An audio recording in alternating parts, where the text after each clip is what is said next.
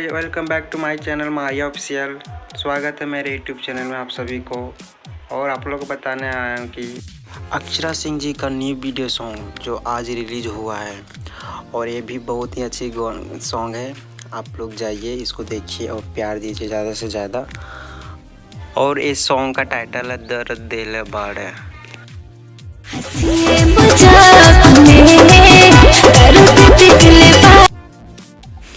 तो आप लोग जाइए और ज़्यादा से ज़्यादा इस सॉन्ग को सुनिए और अपना प्यार दीजिए। बहुत ही प्यारा सॉन्ग है, तो जाइए।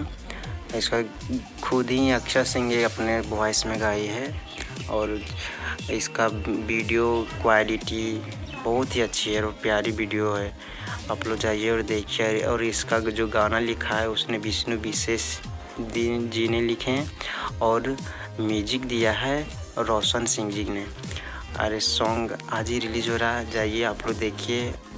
और आप लोग से मिलते हैं फिर नेक्स्ट वीडियो में, तब तक आप मेरा वीडियो देखिए।